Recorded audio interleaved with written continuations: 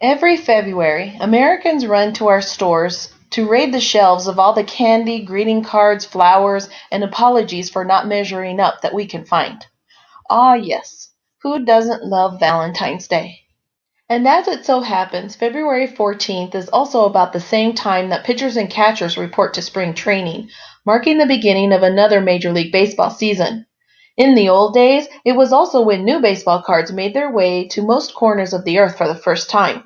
Yep, baseball and Valentine's Day go together in a coincidental sort of way, like school lunch and diarrhea, or something. To celebrate that pairing, baseball and Valentine's Day that is, I thought it would be fun to put together an all-time All-Valentines baseball card team. So I did. All of these guys here have names that have something to do with our big sweetheart day, and they all have a baseball card or two to rub together.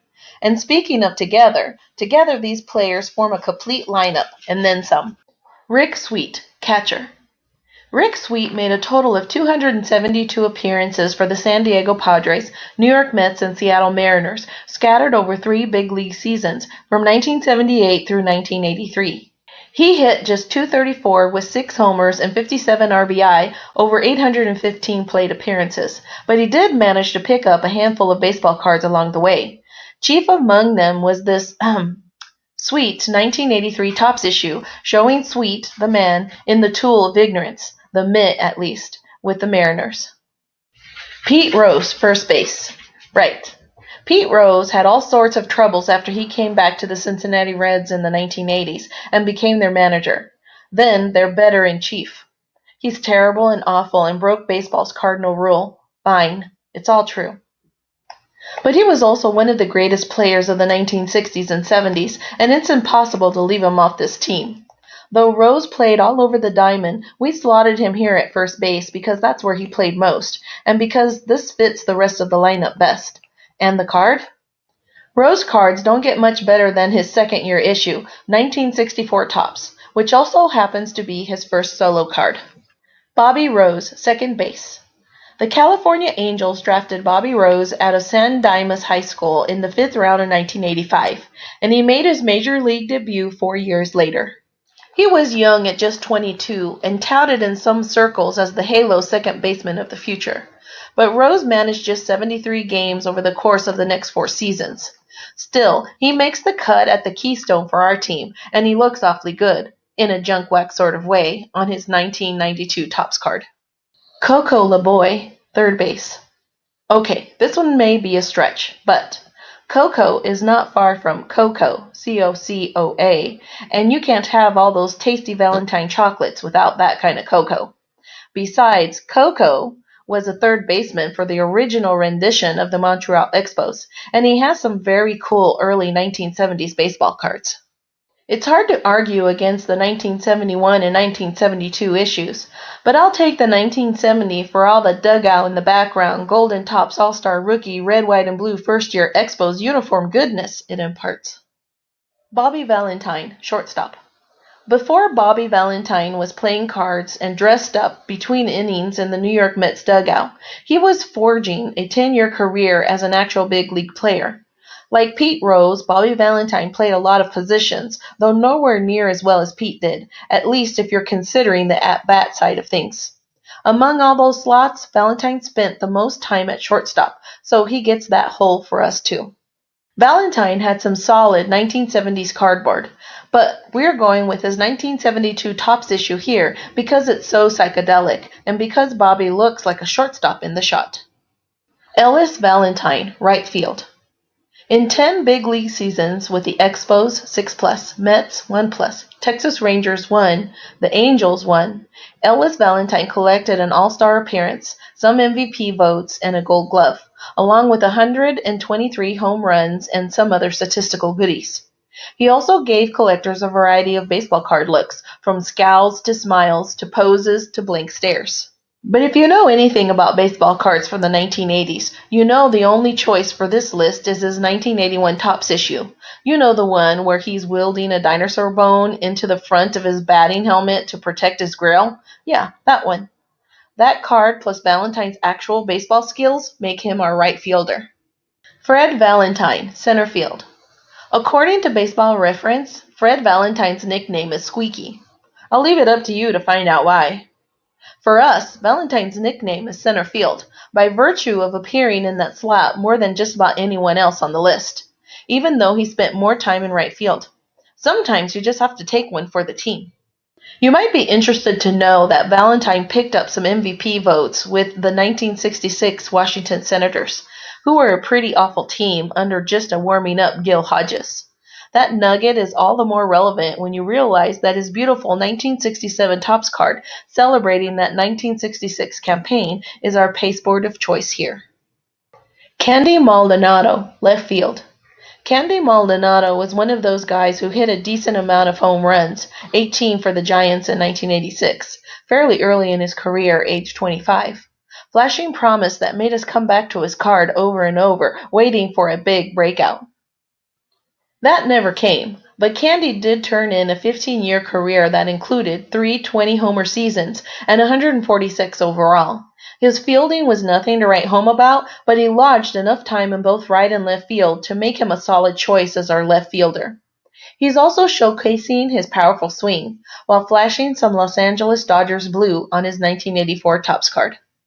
Rae Hart, designated hitter. Rae Hart was a bona fide star, beginning at age 22 for the San Francisco Giants in 1964. You may not know that, though, because he was generally overshadowed by a couple of ho-hum teammates named Willie McCovey and Willie Mays. Nonetheless, Hart finished second to Dick Allen and tied with Rico Carty in the 1964 National League Rookie of the Year voting.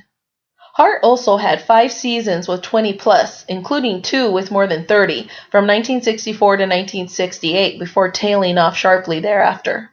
And while Hart's primary position was third base, his defense was generally considered atrocious. So left field, here he came. And then DH, once he made the transition to the New York Yankees, as all aging sluggers must eventually do. Still, he had some great cardboard, including a rather brutal 1974 Topps rendition, where he's actually listed as a designated hitter. Good enough to make him our DH. But that's not our card here. Nope. We're going with his sparkling 1965 Topps card, which reminds me, of the awesome 1965 Topps Tony Oliva issue. Corky Valentine, starting pitcher. Corky Valentine was a big, for the time, mean right-hander for the Cincinnati Reds, who signed at age 19 and then spent 6 years working his way through the minor leagues and a stint in the Army before finally landing in the big league roster in 1954, sort of like the anti-Joe Nuxle. Valentine pitched like a mini workhorse, 194 and one-third innings as a rookie at age 25, but then fell off to less than 30 innings in 1955 and never appeared in the big leagues again. Corky did, however, garner one more or less perfect baseball card in that short time frame, this 1955 Topps beauty. John Candelaria, starting pitcher. If you don't know why the Candyman is on this list, it's possible you're on the wrong channel.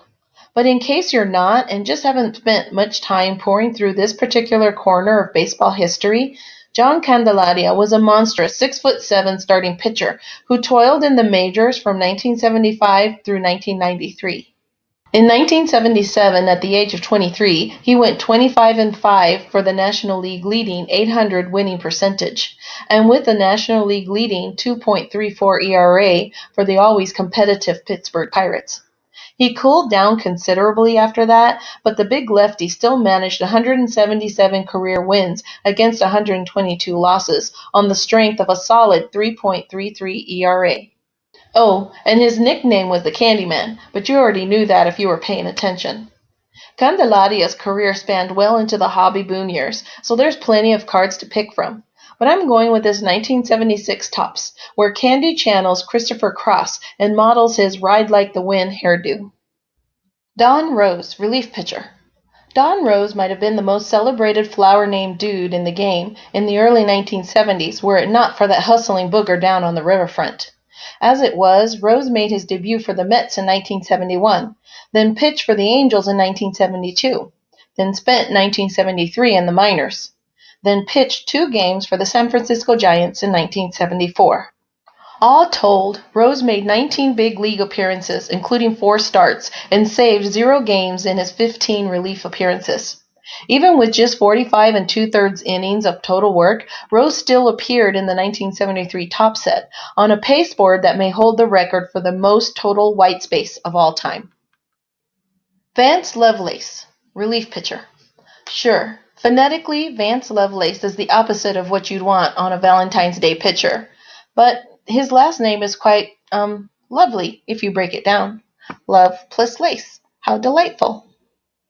Which is not to say that Lovelace himself was so delightful on the big league diamonds, because his 0-0 record with 0 saves and a 5.79 ERA in 4.2/3 innings pitched for the Angels and the Mariners is not the stuff of dreams. Except it is the stuff of dreams because he played in the major leagues. Did you? The dream was only enhanced by the fact that Lovelace made his way onto a 1989 Fleer Major League prospect card right alongside Terry Taylor. Candy Harris, pinch runner. The Baltimore Orioles selected Candy Harris in the 3rd round of the 1966 January draft, and then lost him to the Houston Astros in the Rule 5 draft that November. As per the rules of Rule 5, the Stros put Candy onto their roster and kept him there through 1967. During that summer, he made 1 plate appearance over 6 games. Huh? That math doesn't work, does it? Well, it does if you're a pinch runner, Skippy. And so 7 years before Charlie O'Finley made waves by signing Herb Washington to be the PR for the Oakland A's, Candy Harris filled the role for Houston. Never mind that he struck out at his only at-bat, attempted 0 stolen bases, and scored 0 runs. Dude was a pinch runner in the major leagues. And appeared on the 1968 Topps Rookie Stars card as Alonzo Harris right alongside Tom Dukes. And then he was done in the majors, which is beside the point entirely. Like our video? Then like our videos and subscribe to our channel. waxpackgods.com